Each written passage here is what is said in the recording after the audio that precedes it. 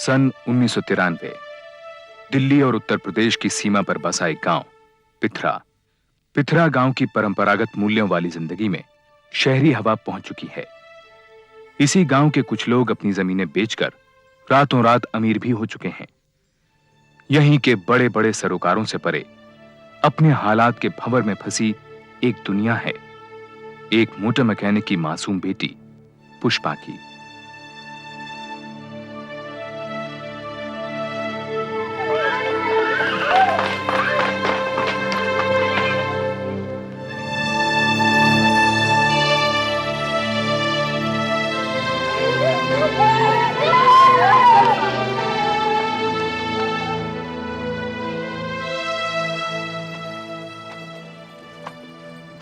पुष्पा।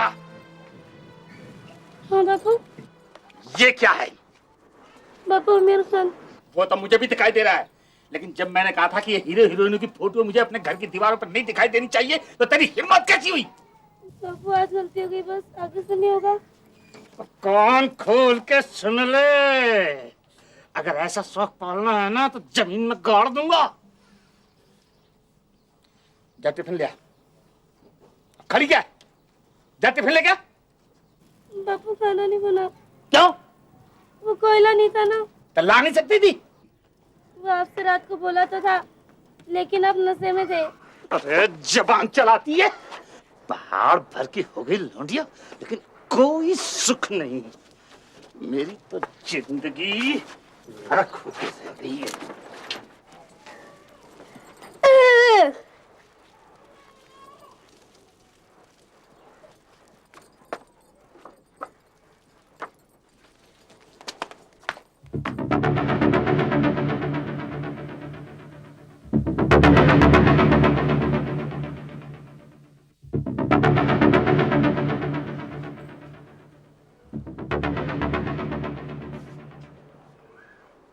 आज क्या कर रही है? नहा रही है क्या? तू हर वक्त भूत की तरह मेरे पीछे क्यों पड़ी रहती है? बीवी हो तेरी, नहीं तो तेरी तरह मैं भी दूसरों की हो। कुछ तो शर्म कर। बड़ी शर्म कर रखी है ना तूने। तेरी इसी टांग छां की वजह से मेरी बहन तक ने आना बंद कर दिया है। क्या कह रहा था उससे सरोज? वीडियो पे फिल्म दिखाऊंगा? दिखा लाए फिल्म।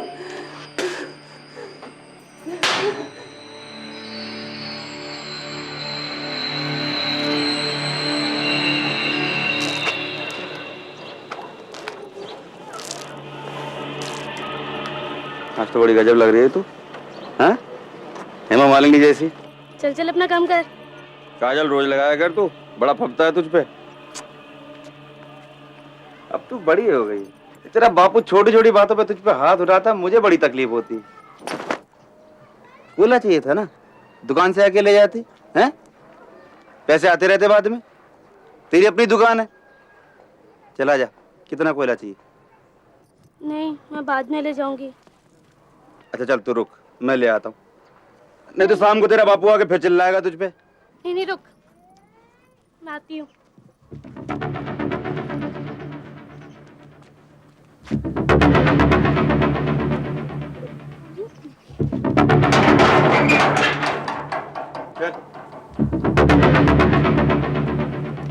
जा वहां से भर ले कोयला।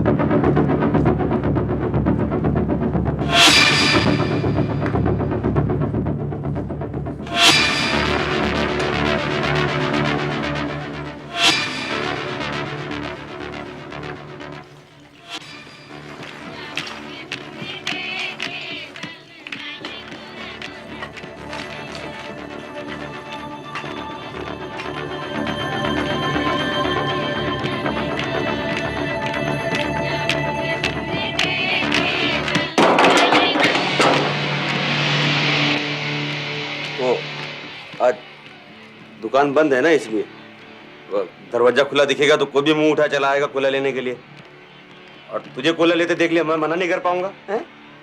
भर ले, रुक क्यों गई?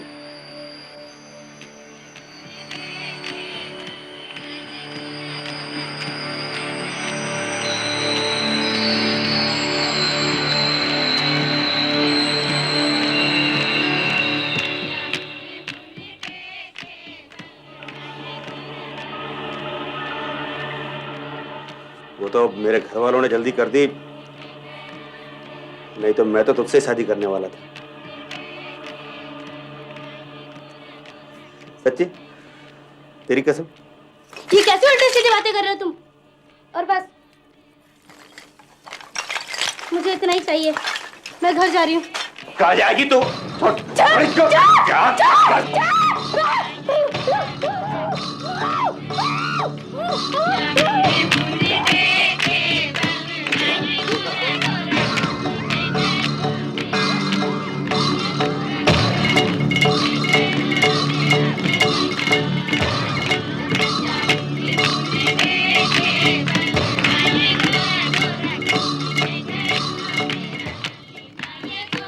अरे सुनते हो? मैं अम्मा जी के साथ डिस्पेंसरी जा रही हूँ। ये बाजे की आवाज तो धीरे कर दो।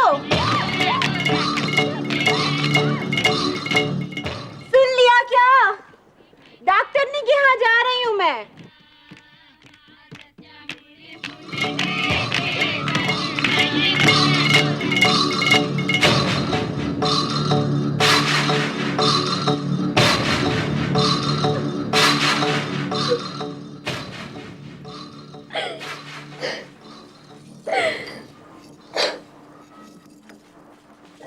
मजा आया ना?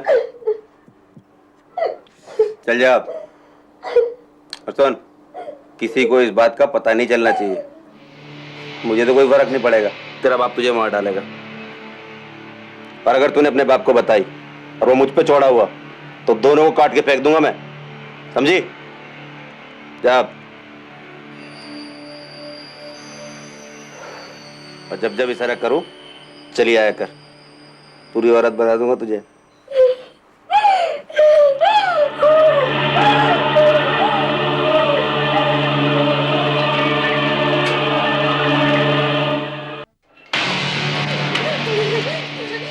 अगले 5 महीनों तक दीपचंद पुष्पा के साथ लगातार जबरदस्ती करता रहा। शुरुआत में वो पुष्पा को अपनी दुकान पर ही बुलाता रहा, लेकिन हिम्मत बढ़ने पर वो उसके घर भी पहुंचने लगा। पुष्पा को जिन हालात से गुजरना पड़ रहा था उनसे दर्शनलाल अनजान था। दीपचंद पुष्पा का मुंह बंद रखने के लिए उसे कई तरह की धमकियां देता रहता।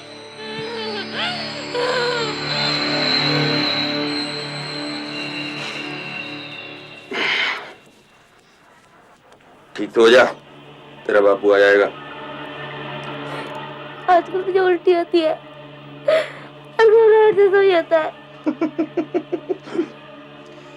अभी उम्र कम है ना, इसलिए थोड़ी बड़ी हो जा, तुझे भी अच्छा लगेगा ये खेल। खुश होकर किया कर, बड़ा मजा आता है। औरत का काम क्या होता है? खाना, बर्तन, अपने आदमी को खुद करना है? अब बहुत हो गया।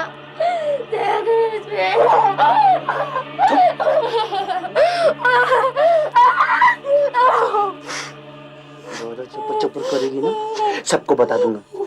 गांव के सारे लौंडे आके दरवाजे पे लाइन लगाएंगे तेरे। ज्यादा बोलेगी बाजार में खड़ी करके कपड़े खोलूंगा तेरे। कौन दूर साली को चिनाल कहेंगी।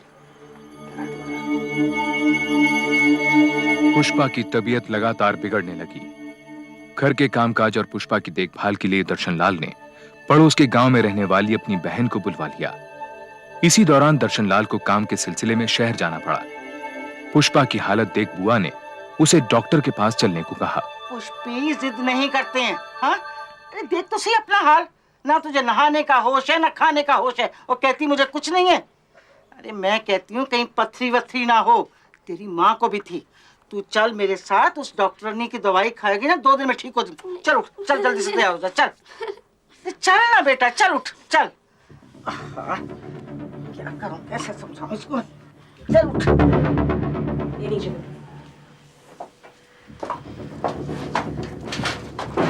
इसके पेट में बच्चा है। ये क्या कह रहे हैं डॉक्टर साहब आप? पुष्पी तो भी खुद ही बच्ची है। बच्ची है पर 14 साल की। इसके पेट में 5 महीने का बच्चा है। मैं कुछ टॉनिक लिख देती हूँ।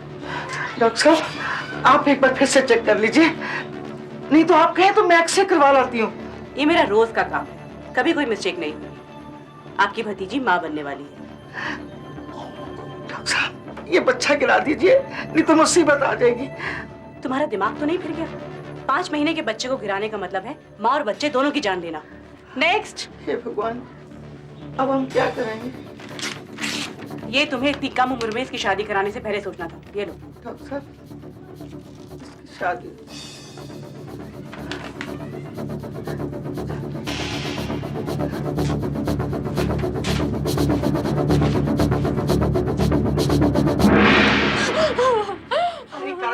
बता, किसके साथ मुकाला किया तूने? अरे मैंने तो दर्शन को कितनी बार कहा कि इस लड़की को मेरे पास छोड़ दे, मेरी नजरों में रहेगी, पर उसने मेरी एक नहीं सुनी। अब भुगतो ही जन्म भर इस कलंक को। अरे 4 बिरादरी वाले थू थू करेंगे हमारे पे। अरे हमारे घर की लड़की कौन लेगा? 5 महीने का पाप पड़ना इसके पेट में। मैं क्या करूं? कैसे छुटकारा पाएंगे इससे हम? अरे अब तो बता, किसने किया ये पाप? कौन है वो? दीपचंद। दीपचंद? अपना कोले का टाल वाला दीपचंद? अरे करम चली, तू इसके जाल में कैसे फंस गई? तो लफंगा है, लफंगा।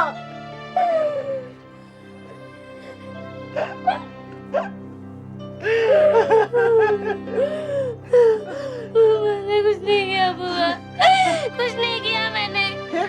जबरदस्ती करी उसने मेरे साथ। तूने अपने बाप को क्यों नहीं बताया?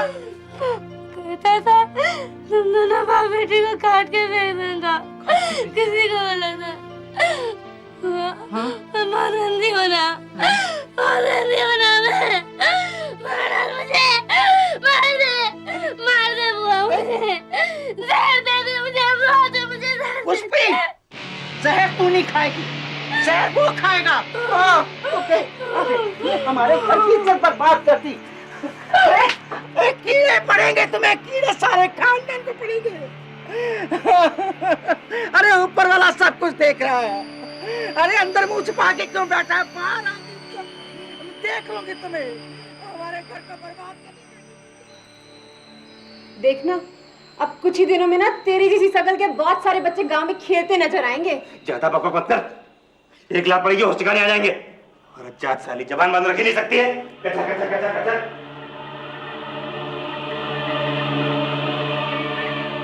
अगले दिन बुआ पुष्पा को महिला सुरक्षा संगठन के दफ्तर ले गई।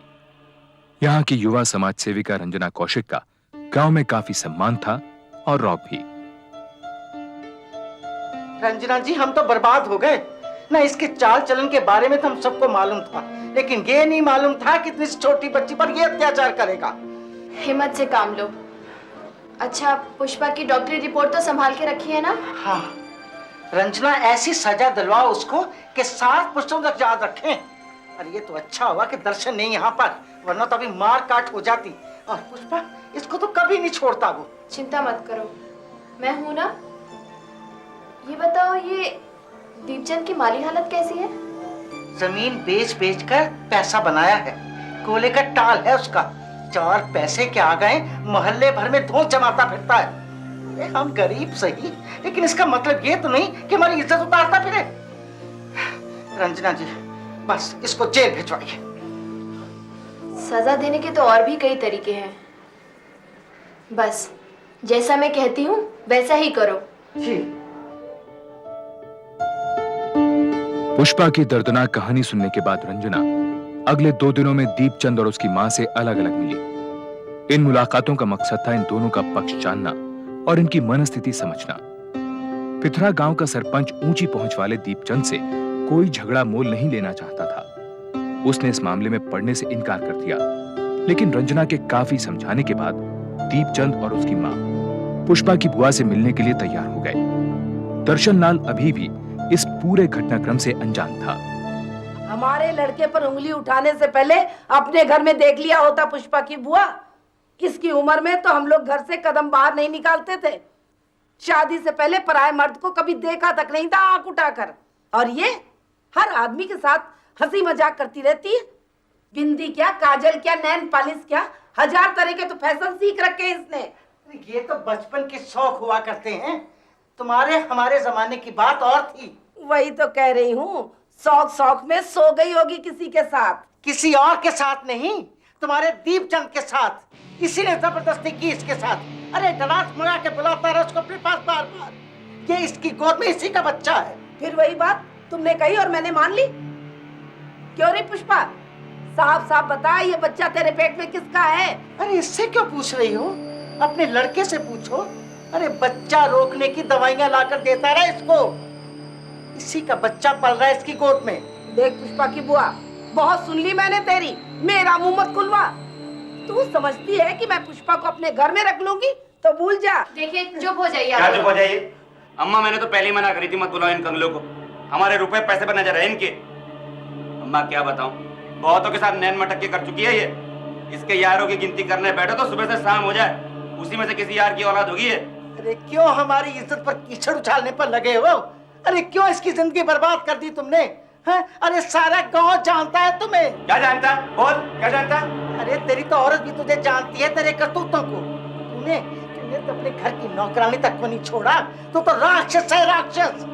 अरे पुष्पी के पेट में तेरी गंदगी पल रही है। अरे तो साबित करना, यहाँ क्यों तमाशा खड़ा कर रही है? बुला पुलिस को, खड़ा कर मुझे कचहरी में। अब ज्यादा बोले तो जवान खींच लूंगा तेरी। चलो यहाँ से, उठ, निकल यहाँ से। देख लूंगी तुझे दीपचंद, मेरे भाई दर्शन को आने दे, फिर देख लेंगे तुझे। क्या क्या देख लेगी? निकल यहाँ से। जा जा, हाँ जा, देख लूंगी, क्या देख लेना। अरे भगवान को पेगा तुझे, तू समझ गया ना?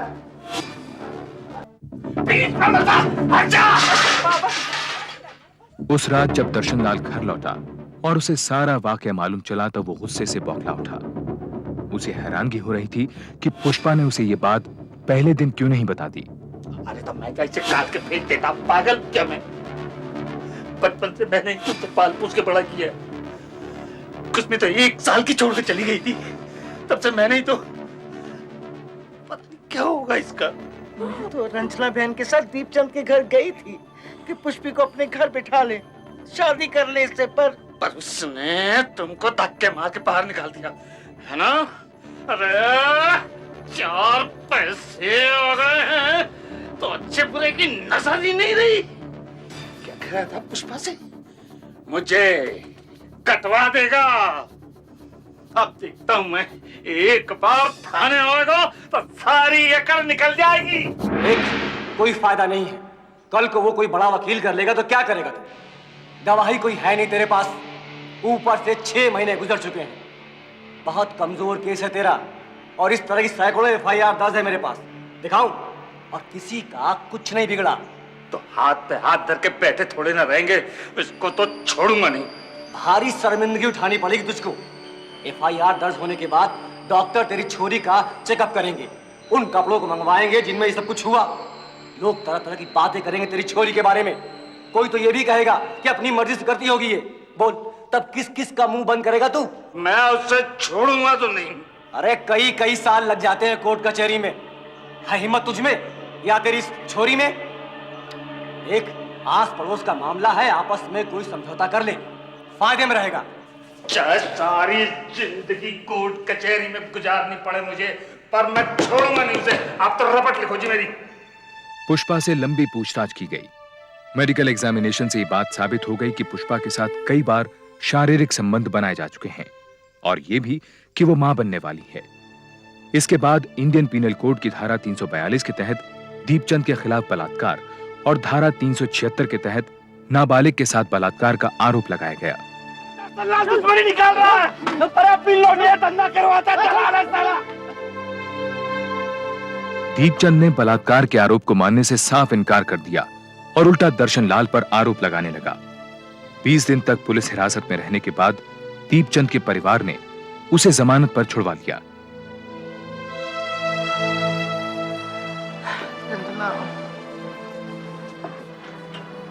मेरे ख्याल से पुष्पा को अब रिमांड होम भेज देना चाहिए, वहाँ मामला कंट्रोल में रहेगा। रिमांड होम में तो उससे कोई बात करने वाला भी नहीं होगा, फिर वहाँ की जिंदगी भी तो बहुत मुश्किल होती है रंजना। तो यहाँ कौन सी कम मुश्किलें हैं उसके लिए? आसपास के लोग तरह तरह की बातें बना रहे हैं। रंजना, बच्चा आने वाला है, वो कैसे संभालेगी? कोई ना कोई होगा वहाँ पर। यहाँ बच्चा पैदा होगा तो और बातें बनेंगी। दर्शन, तू क्या कहता है? सुन रहे ना रंजना क्या कह रही है? बोल तू। जो करना है कर लो, मेरा माथा मत खराब करो। मैं कहीं नहीं जाऊंगी। घर का छोड़ के कहीं नहीं जाऊंगी। बुआ बापू से बोलो ना, मैं कहीं नहीं जाऊंगी, कहीं नहीं जाऊंगी, मैं कहीं नहीं जाऊंगी। पुष्पा के बार बार मना करने के बावजूद उसे जबरदस्ती रिमांड होम भेज दिया गया।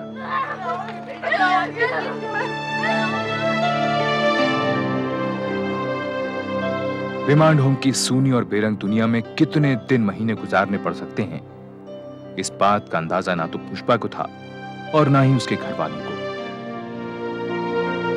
कुछ महीनों बाद पुष्पा ने एक लड़की को जन्म दिया।